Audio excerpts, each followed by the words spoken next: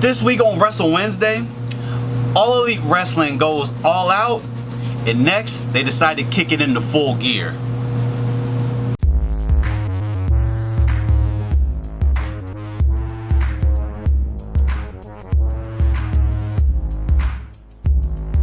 Loading snacks. What's good, Loading Snacks Universe? Your boy Jokes here, and it's time for another edition of Wrestle Wednesday. This week, it's all about All Elite Wrestling. Starting first with their latest pay-per-view, All Out. Now I'm gonna tell you this, All Out was absolutely phenomenal. From top to bottom, it was hands down one of the best shows that I've seen in a while now. There's always something I enjoy about watching wrestling events, that I don't care what matches on the card, every single match was entertaining from start to finish. And I thought that was absolutely the greatest thing All Elite Wrestling could have done. Now, this is the final pay-per-view before kicking off their live television specials, and I can tell you this is how you want to go into that first show when it gets aired on live television. Now, I won't go through every specific match, because if I do, we will be here for a very long time, because every single match on that card is worth mentioning. But there's two specific matches that I want to talk about. The first match I want to talk about is the Cracker Barrel clash between Jimmy Havoc, Joey Janela, and Darby Allin. So my first question I gotta ask you guys, what do you think this match actually is? How much time you got? For the sake of this, we only got a couple of seconds. Okay. There better be a barrel in this fight. That's all you know. Breakfast need to be involved. Biscuits too, man. There better be a barrel. You guys are gonna be excited. So just know this match was sponsored by Cracker Barrel. So right off the break, you kind of get that. But it actually turned out to become it was a hardcore match. So this was my sleeper match of the night. This was the match that nobody really knew what was going to happen. We knew there was going to be some violence in this match. We knew that. But we didn't know what level the violence was going to actually be on for it. Now, kind of what Gage asked about, yes, there were barrels involved in this match. Yes, sir. What Sin said, there were actually biscuits thrown around in this match. I said biscuits. Oh, you said biscuits? Breakfast? Breakfast? Yeah, so Sometimes. You guys got a little bit in there. All right. But this match was an absolute slobber knocker. Now, let's just go through some of the high points of this match, because the whole match was entertaining from start to finish. I'll say this, from hardcore times back in the day, you know, you kind of watch that.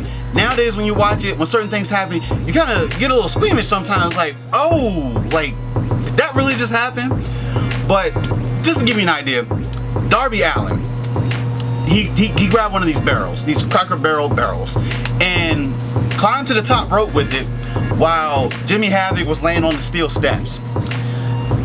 Like, no caution to the wind, he just takes the barrel, like puts it on his back, and just jumps off the top turnbuckle. My first reaction was like, Jimmy Havoc is about to die. Like, this man is about to just absolutely crash into him with the barrel. He didn't move, but Allin took the brunt of it, and it was like horrible. But I enjoyed it. I absolutely enjoyed it. This match was just absolutely, we didn't know what was gonna come about of it. And the back and forward, the skateboard with the nails in it, I've never seen that in my life, in all the hardcore matches that I've watched. The staple gun, people were getting stapled with the staple gun in this match. I ain't never seen that happen either. Now, I've seen thumbtacks. There were thumbtacks in this match, but they ended up in people's mouths and taped shut. That was kind of scary, because I'm not going into detail, because you can do some things and that could turn out very bad. Long story short, this match was absolutely phenomenal. Havoc came away with the win. It was well earned, but I can tell you, all three of these guys probably woke up absolutely in pain. Like, there was no way around it.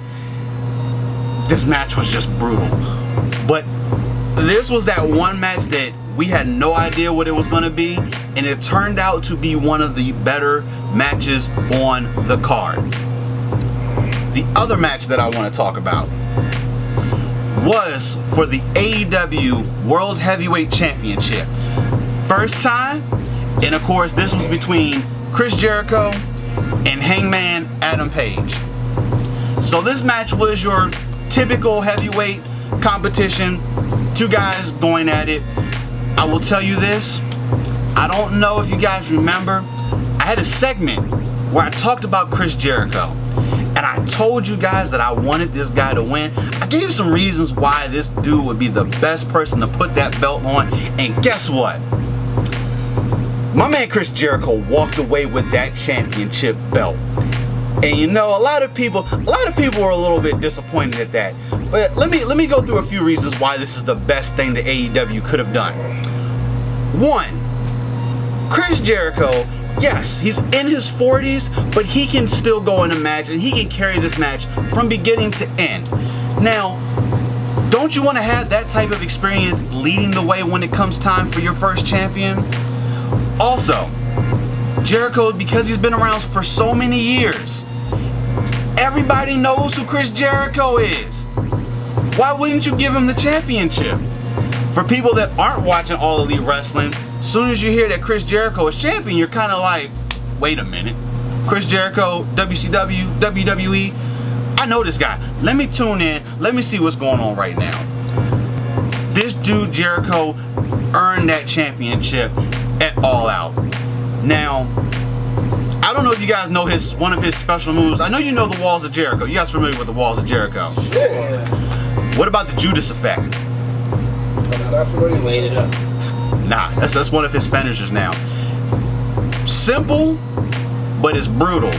It's just this mean back elbow to the face. Like he hits the quick little turn and just gets you right in the jaw. Knocks you out. He hit Hangman Page with one of those and knocked him out. And got the clean 1-2-3 victory. Now, fast forward, removed from All Out, I'm sad to report that apparently Chris Jericho's AEW World Heavyweight Championship has been stolen. Now, I'm gonna tell you right now, this is not a work. This is him grabbing apparently the wrong bag at the airport, his driver realizing it, going back to get the bag, but the belt was gone.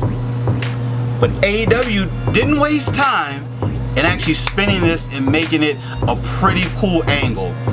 Jericho celebrating after his win. He's in his hot tub drinking some of the bubbly like he was saying on there, but he's put out a worldwide manhunt to find out who stole this championship belt.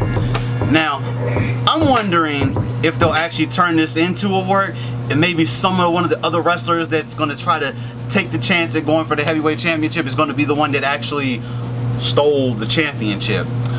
But I think this is a pretty interesting thing that's happened that they're going to try to work with. I mean, we know certain things are scripted, but when things do happen that necessarily aren't inside of the script, you got to be able to react very, very quickly to them. And depending on how you do that, you can turn it into something that's pretty interesting for the audience to watch. I'm real eager to see where that goes. Jericho, I hope you get your belt back.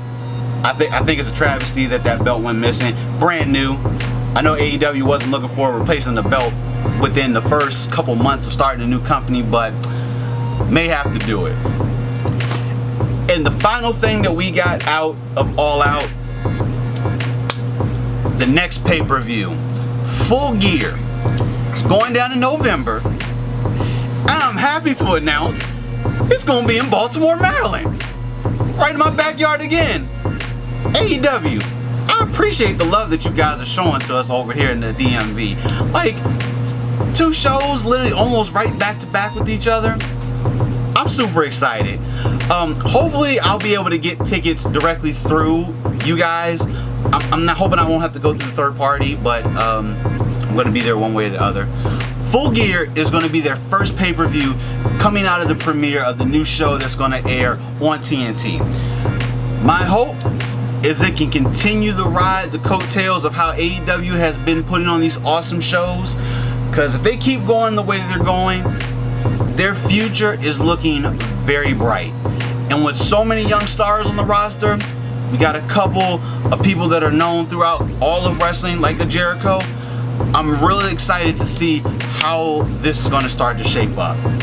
But until then, this has been Jokes, and I'll catch you later.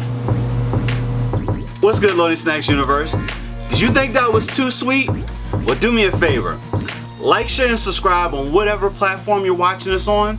And also, jump on over to patreon.com/loading snacks, where you can support us in everything we do and pick the tier of your choice. Much appreciated.